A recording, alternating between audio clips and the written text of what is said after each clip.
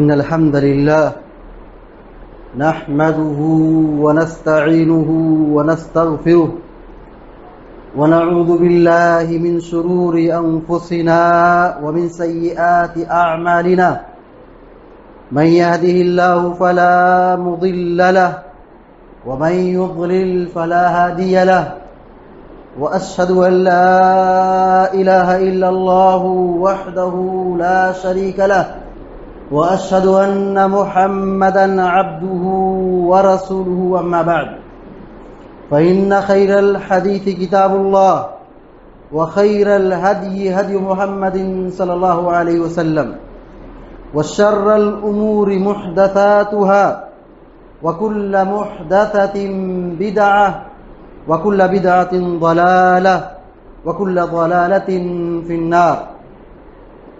أعوذ بالله من الشيطان الرجيم.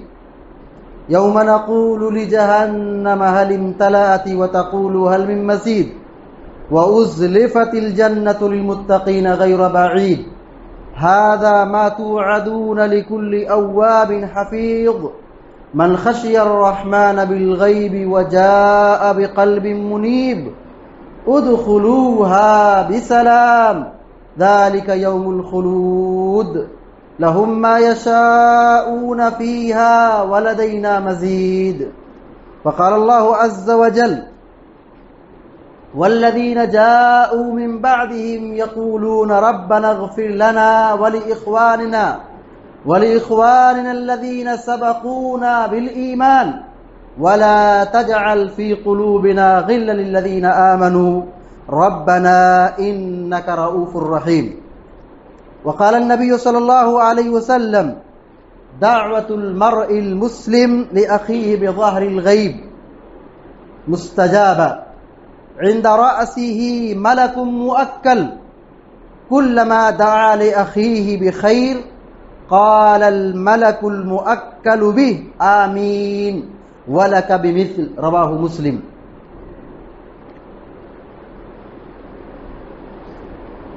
دعا مومن کا ایک بہت بڑا ہتھیار ہے. اللہ رب العالمین سے مانگنا، اللہ رب العالمین سے دعا کرنا یہ ایمان کی نشانی. اللہ رب العالمین پر جس کا ایمان، توکل، توحید جس قدر مضبوط ہوگا، جس کا ایمان جس قدر پختہ ہوگا، اس کا اثر دعاؤں کے اندر نظر آئے گا. آدمی اللہ رب العالمین سے مانگے، اللہ رب العالمین سے دعا کرے، یہ توحید کی نشانی، توحید کی مضبوطی کی علامت ہے. دعا کرنا ایک عظیم عبادت ہے. پیارے نبی صلی اللہ علیہ وسلم نے فرمایا الدعاء هو العبادہ، دعا عبادت ہے اور دعا سے بہتر کوئی چیز نہیں ہے. مشکلات میں، پریشانی میں، تکلیف میں، بیماری میں یہی ہمارے لیے ایک بہت بڑا سہارا ہے کہ ہم اللہ رب العالمین سے مانگیں، اللہ رب العالمین سے طلب کریں. اللہ سے ہی مانگنا ہے، اللہ ہی سے دعا کرنا ہے. اللہ رب العالمین کو چھوڑ کر کسی دوسرے سے مانگنا، کسی دوسرے سے دعا کرنا یہ جائز نہیں ہے، شرک کا دروازہ ہے.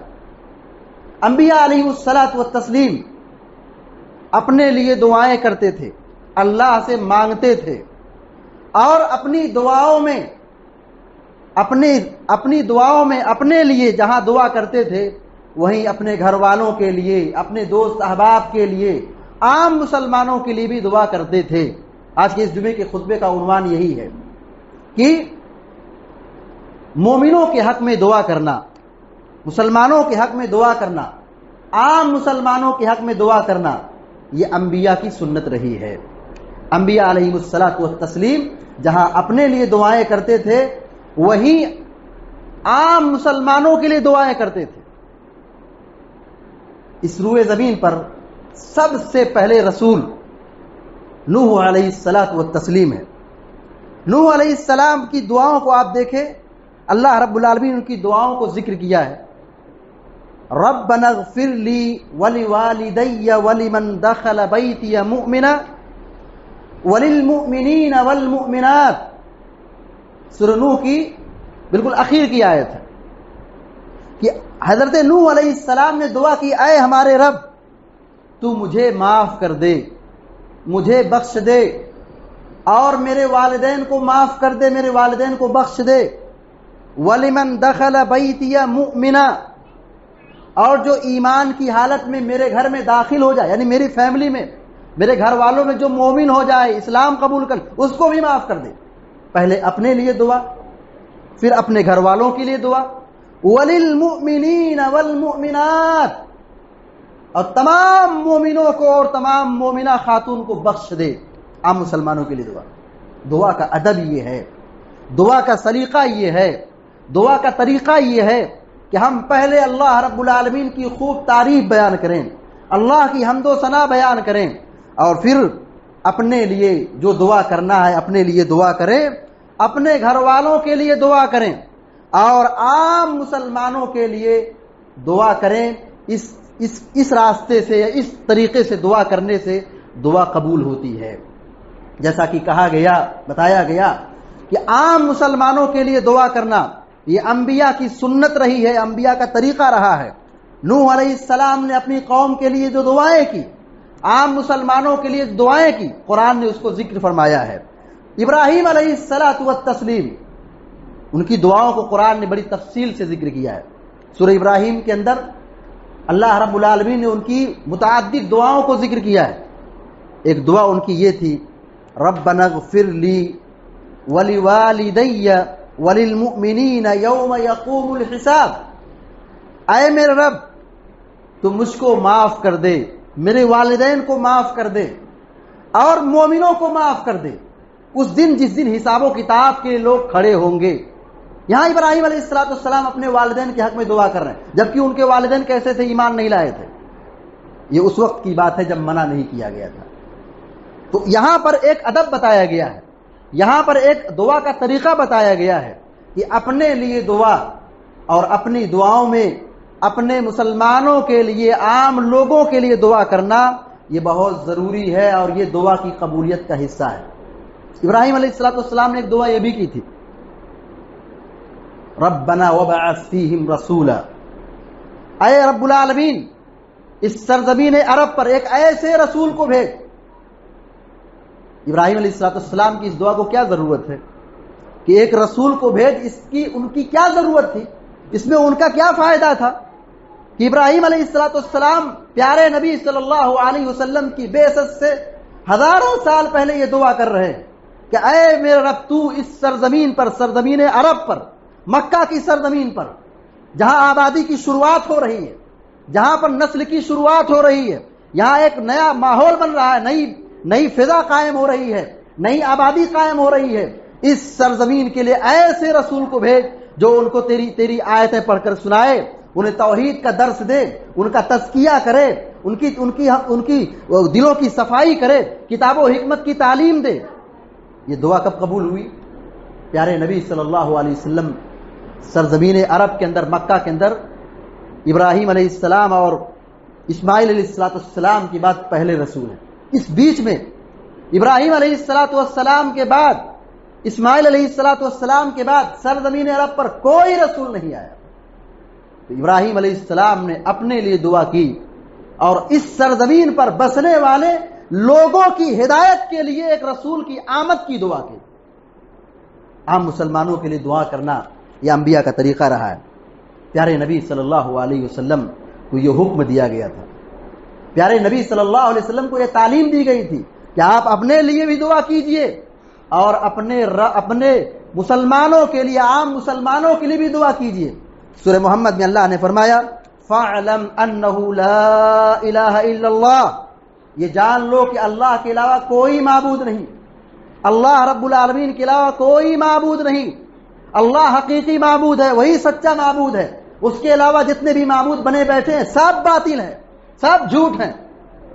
اور آگے حکم دیا وَاسْتَغْفِرْ لِذَنبِكَ، اپنی خطاؤں پر استغفار کیجئے۔ اللہ تعالیٰ اپنے نبی کو حکم دے رہا ہے کہ اپنی غلطیوں پر استغفار کیجئے، معافی مانگیے، استغفار کرتے رہیے۔ اس کے بعد کہا وَلِلْمُؤْمِنِينَ وَالْمُؤْمِنَاتِ، مومن مردوں کے لیے اور مومنہ خواتین کے لیے، عورتوں کے لیے بھی آپ مغفرت کی دعا کیجئے۔ پیارے نبی صلی اللہ علیہ وسلم کو یہ حکم دیا گیا تھا۔ انبیاء کی یہ سنت رہی ہے، انبیاء کا یہ طریقہ رہا ہے کہ وہ اپنی دعاؤں میں عام مسلمانوں کو یاد رکھتے تھے، ان کے لیے دعائیں کرتے تھے۔ فرشتے ایک نورانی مخلوق ہے، معصوم مخلوق ہے، ہمیشہ اللہ کی حمد و ثنا، ذکر و اذکار، اللہ کی عبادت میں صبح و شام لگے رہتے ہیں۔ جب سے دنیا قائم ہے اور جب سے اللہ نے فرشتوں کو پیدا کیا، ان کا یہی کام ہے کہ وہ اللہ رب العالمین کی تعریف بیان کریں، اللہ کی حمد و ثنا بیان کریں، اللہ کی عبادت کریں۔ اور کچھ فرشتے نام ذکر کیا گیا ہے، ان کی ذمہ داری بتائی گئی ہے، فرشتوں کی ڈیوٹی بتائی گئی ہے۔ کچھ فرشتے رب العالمین کے بالکل قریب ہیں، اللہ رب العالمین کے عرش کو اٹھائے ہوئے ہیں۔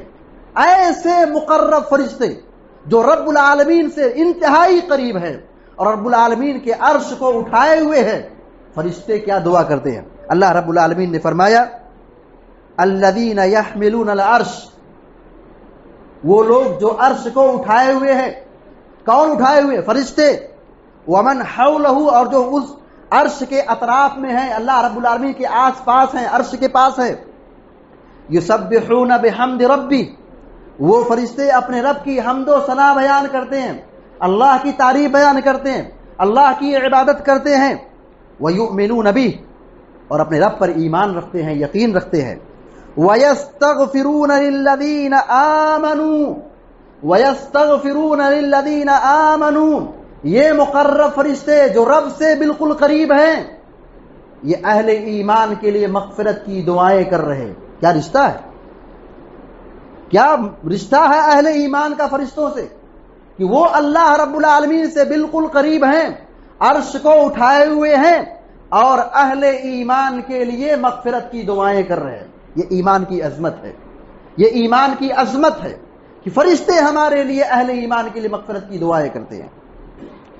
اور اہل ایمان کی یہی نشانی ہے، اہل ایمان کی یہی پہچان ہے کہ وہ اپنے مومن بھائیوں کے لیے تڑپتے ہیں، وہ اپنے مسلمانوں کے لیے دعائیں کرتے ہیں۔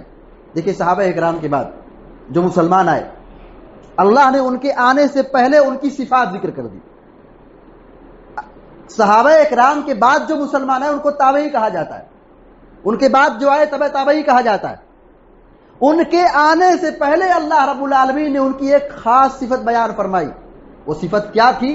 وہ صفت یہی تھی کہ وہ اپنے مسلمان بھائیوں کے لیے دعا کرتے تھے، کہ وہ اپنے مسلمان بھائیوں کے لیے دعا کریں گے۔ قرآن نے ان کے آنے سے پہلے خوشخبری دے دی۔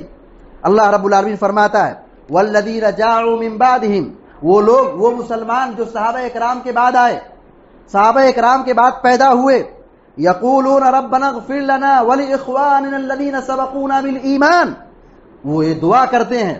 کیا دعا کرتے ہیں اہل ایمان؟ ربنا اغفر لنا ولاخواننا، اے ہمارے رب تو ہم کو معاف کر دے اور ہمارے ان بھائیوں کو بھی معاف کر دے، الذین سبقونا بالایمان، جو ہم سے ایمان لانے میں سبقت کر چکے ہیں۔ یعنی یہ تابعین کرام جو صحابہ کے بعد آئے، مسلمان ہوئے، یہ لوگ اپنے لیے دعا کر رہے ہیں، ربنا اغفر لنا، تو ہمیں بھی معاف کر دے اور ہم کو معاف کرنے کے ساتھ ان صحابہ کرام کو بھی بخش دے جو ہم سے پہلے ایمان لا چکے ہیں۔ جو مسلمان صحابہ کرام کے بعد آئے ان کی صفت بیان فرمائی اللہ رب العالمین نے کہ وہ لوگ دعا کرتے ہیں اپنے لیے اور اپنے سے پہلے جو مسلمان صحابہ کرام تھے ان کی مغفرت کی دعا کرتے تھے۔ ربنا اغفر لنا ولاخواننا الذين سبقونا بالایمان ولا تجعل في قلوبنا غلا للذين آمنوا ربنا انك رؤوف رحیم، اے ہمارے رب تو ہمارے دلوں میں کہیں کسی بھی طریقے سے کوئی کینہ مت پیدا کر، ہمارے دلوں سے کینے کو نکال دے، ہمارے دلوں میں کینہ نہ ہو، کپٹ نہ ہو، دشمنی نہ ہو، عداوت نہ ہو، نفرت نہ ہو، تو ہمارے دلوں سے مسلمانوں کے تئیں ہمدردی پیدا کر دے، ہمارے دلوں میں جو کینہ کپٹ ہے اس کو دور کر دے۔ للذین آمنوا ربنا، ان لوگوں کے سلسلے میں جو ایمان لایا ہے ہمارے رب، یعنی جو مسلمان ہیں، جو اہل ایمان ہیں، ان کی محبت ہمارے دلوں میں پیدا کر دے اور جو کینہ کپٹ جو ہے اس کو دور کر دے، کینہ کپٹ پیدا مت کر۔ انک رؤوف الرحیم، اے ہمارے رب تو بہت ہی مہربان ہے، اور بہت ہی رحم کرنے والا ہے۔ مومن ایک جسم و جان کی مانند ہے۔ مسلمانوں کے حق میں دعا کرنا، اہل ایمان کے حق میں دعا کرنا، اس کی تاکید کیوں کی جا رہی ہے؟ انبیاء اکرام دعائیں کیوں کرتے تھے؟ تابعین اعظام اپنے صحابہ اکرام کے لیے، ایمان میں سبقت لانے والوں کے لیے دعائیں کیوں کرتے تھے؟ جی ہاں، سارے اہل ایمان چاہے وہ کسی بھی بستی، کسی بھی علاقے اور کسی بھی زمین پر آباد ہیں، اگر وہ ایمان لاتے ہیں، اللہ اور اس کے رسول پر ایمان لاتے ہیں، تو وہ ایک جسم و جان کی مانند ہیں۔ مومن کی مثال پیارے نبی صلی اللہ علیہ وسلم نے بیان فرمائی، المؤمن للمؤمن کالبنیان، مومن آپس میں مومن کے لیے ایک عمارت جیسی ہے۔ جیسے ایک اینٹ دوسرے اینٹ سے ملی ہوتی ہے، تب وہ اینٹ کی مضبوطی اور دیوار کی پختگی محسوس ہوتی ہے، تب وہ دیوار قائم ہوتی ہے، بلڈنگ کھڑی ہوتی ہے۔ لیکن اگر ایک اینٹ دوسری اینٹ سے جدا ہو جائے، دیوار میں دراڑ پیدا ہوگی اور پھر دیوار کمزور ہو جائے گی، عمارت کمزور ہو جائے گی۔ مومن کو ایک بنیاد اور ایک عمارت کے اور ایک دیوار کے قائم مقام قرار دیا گیا ہے۔ اور ایک حدیث کے اندر پیارے نبی صلی اللہ علیہ وسلم نے اس کی مثال بیان فرمائی، کہا ایک جسم و جان کی مانند ہے مومن۔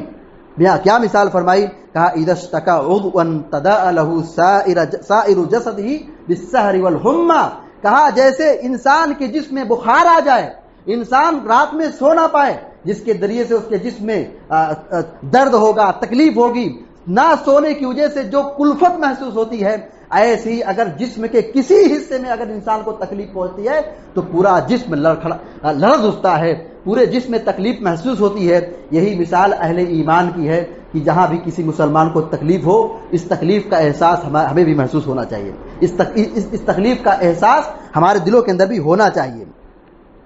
انما المؤمنون اخوہ، قرآن نے کہا مومن آپس میں بھائی بھائی ہے۔ پیارے نبی صلی اللہ علیہ وسلم نے فرمایا المسلم اخو المسلم، مسلمان آپس میں بھائی بھائی ہیں۔ اسی لیے ہماری شریعت میں ایک بہت بنیادی تعلیم دی گئی ہے، کیا؟ کسی بھی سرزمین پر، کسی بھی علاقے پر مسلمانوں پر کہیں ظلم ہو، مسلمانوں کو کہیں تکلیف دیا جا رہا ہو، کہیں پر ستایا جا رہا ہو، کہیں پر پریشان کیا جا رہا ہو، تمام مسلمانوں کی ذمہ داری بنتی ہے کہ وہ اپنے مسلمان بھائیوں کے لیے دعائیں کریں۔ یہ نہیں کہ وہ عرب میں ہو رہا ہے تو عرب والے سمجھیں، یہ نہیں کہ عجم میں ہو رہا ہے، یہاں پہ ہو رہا ہے تو یہاں والے سمجھیں، نہیں، دنیا کے کسی بھی علاقے میں اگر کہیں مسلمان پر ظلم ہو رہا ہے، سارے مسلمانوں کی ذمہ داری ہے کہ وہاں کے مسلمان جو مظلوم ہیں، پریشان حال ہیں، ان پر ظلم کیا جا رہا ہے، ان کے حق میں مغفرت کریں، ان کے حق میں دعائیں کریں۔ ہماری شریعت میں قنوت نازلہ کی تعلیم ہے، قنوت نازلہ کی تعلیم ہے۔ قنوت نازلہ کیا ہے؟ ہر فرض نماز میں رکوع کے بعد امام جہرن مسلمانوں کے لیے مدد کی، نصرت کی دعا کرے اور ظالموں کے لیے بد دعا کرے، یہ ہے قنوت نازلہ۔ قنوت نازلہ کیوں پڑھتے ہیں؟ کہیں کسی مسلمان پر، کسی علاقے پر ظلم ہو، ہر مسلمان کی ذمہ داری بنتی ہے وہ قنوت نازلہ کا اہتمام کرے۔ اور یہ قنوت نازلہ پانچوں نمازوں میں ہے، سری نمازوں کے اندر بھی، جہری نمازوں کے اندر بھی، ہر فرض نماز کے بعد رکوع، ہر فرض نماز میں رکوع کے بعد دعا کرنا ہے، مظلوم مسلمانوں کی مدد کے لیے دعا کرنا ہے اور ظالم لوگوں کے لیے بد دعا کرنا ہے۔ پیارے نبی صلی اللہ علیہ وسلم نے ان 70 صحابہ اکرام جو بے دردی سے شہید کر دیے گئے تھے، 1 مہینے لگاتار آپ نے ان ظالموں کے حق میں بد دعائیں بھیجی تھی۔ یہ قنوت نازلہ ہے۔ قنوت نازلہ کیوں؟ کہ اس لیے کہ اہل ایمان کے حق میں دعا کرنا یہ انبیاء علیہ الصلوۃ والسلام کی سنت رہی ہے۔ اسی طریقے سے جب کہیں ہم کسی مسلمان کی وفات کی خبر سنتے ہیں، وہاں دعا کرنا ہے۔ جیسے خبر ملی کہ فلاں صاحب ایمان انتقال ہو گیا ہے، اس کے حق میں مغفرت کی دعا کرنا ہے۔ جنازے کی نماز ہم پڑھتے ہیں، یہ دعا ہے، اللہم اغفر لہ وارحمہ، ایک دعا یہ بھی ہے، اللہم اغفر لحینا ومیتنا، یہ بھی دعا ہے۔ جنازے میں مردے کے لیے جو ہمارا بھائی ہے، ہمارا بھائی دنیا سے رخصت ہو گیا، اس کے حق میں دعا کرنا ہے، مغفرت کی دعا کرنا ہے۔ اور اس کی تدفین ہو گئی، تدفین کے بعد بھی دعا کرنا ہے۔ اللہ کے نبی صلی اللہ علیہ وسلم کی سنت رہی ہے کہ جب آپ صلی اللہ علیہ وسلم مردے کو دفن کر لیتے تھے اور آپ قبر پر ٹھہرتے تھے اور کہتے تھے استغفروا لاخی فانہ الان یسأل، ابو داؤد کی روایت ہے کہ مسلمانوں ٹھہرو ان کی قبر پر، اپنے بھائی کے حق میں مغفرت کی دعا کرو کیونکہ ابھی ان سے سوال ہوگا، حساب و کتاب ہوگا۔ تو میت کے حق میں مغفرت کی دعا، دیکھیے کافر اور مشرک کے لیے دعا نہیں کر سکتے۔ جو آدمی شرک اور کفر پر مر چکا ہے اس کے حق میں مغفرت کی دعا نہیں کی جا سکتی ہے، لیکن اگر وہ زندہ ہے اس کے حق میں ہدایت کی دعا کرنا ہے۔ ہدایت کی دعا کرنا یہ بھی انبیاء کی سنت رہی ہے، یہ بھی انبیاء کی تعلیم رہی ہے کہ مشرک ہیں، کافر ہیں، ظالم ہیں، گناہگار ہیں، ایسے مشرکوں اور کافروں اور ظالموں کے لیے پیارے نبی صلی اللہ علیہ وسلم نے دعائیں کی ہے۔ یہ سنت ہے، یہ پیارے نبی صلی اللہ علیہ وسلم کی تعلیم ہے، آپ کا طریقہ ہے کہ وہ لوگ جو ابھی زندہ ہیں، کفر پر ہیں، شرک پر ہیں، ان کی ہدایت کے لیے ہمیں فکر ہونی چاہیے، ان کو اپنی دعاؤں میں یاد رکھنا چاہیے۔ پیارے نبی صلی اللہ علیہ وسلم کے پاس ایک صحابی آئے یمن میں جو بڑی خدمات انجام دے رہے تھے، طفیل ابن عامر نام ہے۔ یہ یمن میں دعوت توحید دے رہے تھے، اپنی قوم کو سمجھا رہے تھے، سمجھاتے سمجھاتے تھک گئے، کوئی نہیں مان رہا تھا۔ آئے غصے کی حالت میں پیارے نبی صلی اللہ علیہ وسلم سے کہا، میں نے اپنی قوم کو دعوت دی ہے، سمجھایا ہے، لیکن میری قوم بڑی ظالم ہے، نہیں مان رہا، نہیں، آپ بد دعا کیجیے ان کے لیے۔ پیارے نبی صلی اللہ علیہ وسلم نے ہاتھ اٹھایا، کھڑے ہو کر کے دعا کی۔ سارے لوگ یہ کہنے لگے اب تو وہاں کی لوگوں کی حالت خراب ہو گئی، قبیلے دوست کے لوگ ہلاک ہو گئے، برباد ہو گئے۔ پیارے نبی دعا کے لیے ہاتھ اٹھائے ہیں، اب تو ان کی تباہی و بربادی شروع ہو گئی۔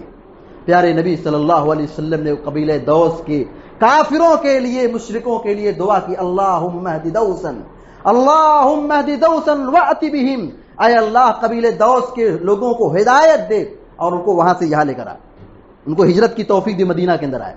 یہی ہوا، پیارے نبی صلی اللہ علیہ وسلم کی دعا کی برکت کے نتیجے میں قبیلے دوس میں لوگ بڑی تیزی سے اسلام قبول کیے اور وہاں سے ہجرت کر کے مدینہ تشریف لائے۔ مشرک کے لیے دعا، کافر کے لیے دعا۔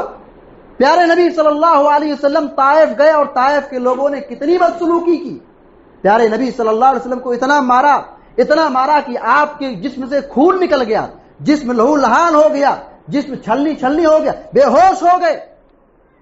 پیارے نبی صلی اللہ علیہ وسلم ایسی ظالم قوم کے لیے کیا دعا کر رہے ہیں؟ اللہم اہد قومی فانہم لا یعلمون۔ کافر جب تک زندہ ہے اس کے حق میں ہدایت کی دعا کر سکتے ہیں۔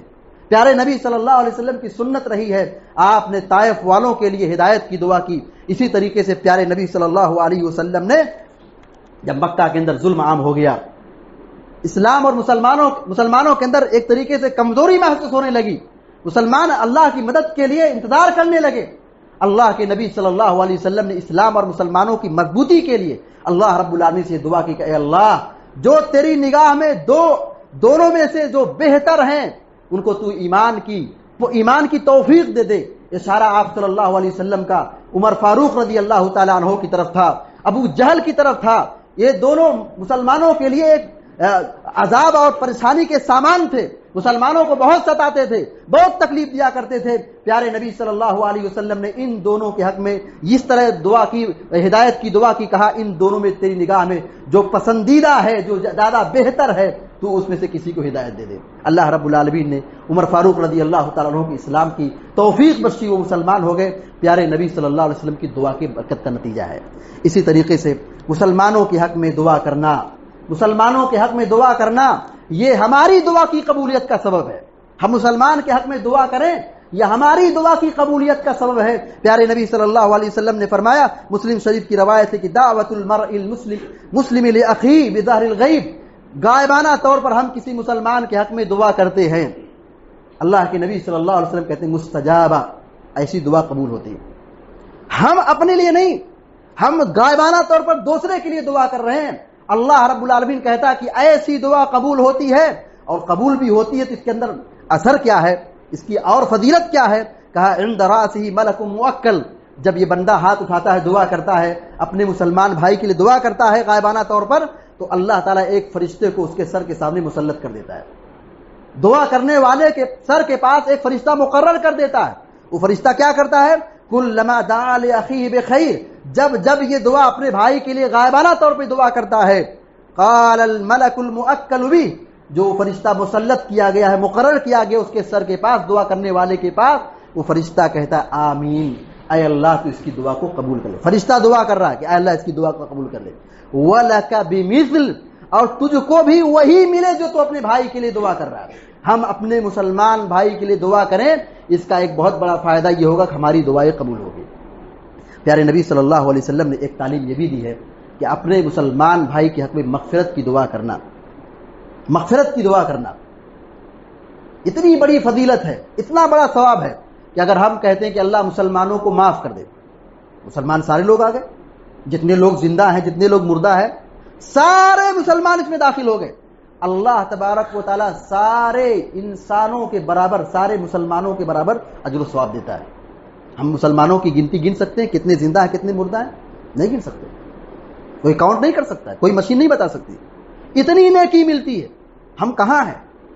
اللہ کے نبی صلی اللہ علیہ وسلم فرماتے ہیں من استغفر للمؤمنین وللمؤمنات، جو کسی مومن کے لیے، مومنوں کے لیے، مومنات کے لیے، خواتین کے لیے جو اسلام پر ہیں ان کے حق میں مغفرت کی دعا کر رہا ہے، کاتب اللہ لہ بکل مؤمن ومؤمنہ حسنہ، ہر مومن اور ہر مومنہ کے بدلے اللہ تعالیٰ نیکی لکھتا ہے، ہر مومن مرد کے لیے اور ہر مومنہ عورت کی جو گنتی ہے، تعداد ہے دنیا کے اندر، ہر مومن اور ہر مومنہ کی تعداد کے برابر اللہ تعالیٰ اس دعا کرنے والے کے لیے نیکی لکھتا ہے۔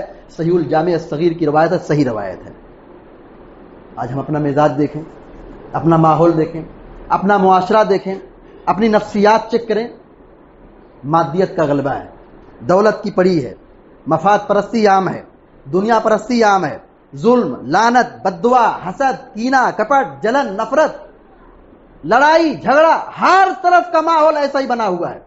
نہ ہم اپنے لیے دعا کرتے ہیں، نہ آپ اپنے اہل ایمان کے لیے، مسلمانوں کے لیے، عام لوگوں کے لیے دعائیں کرتے ہیں۔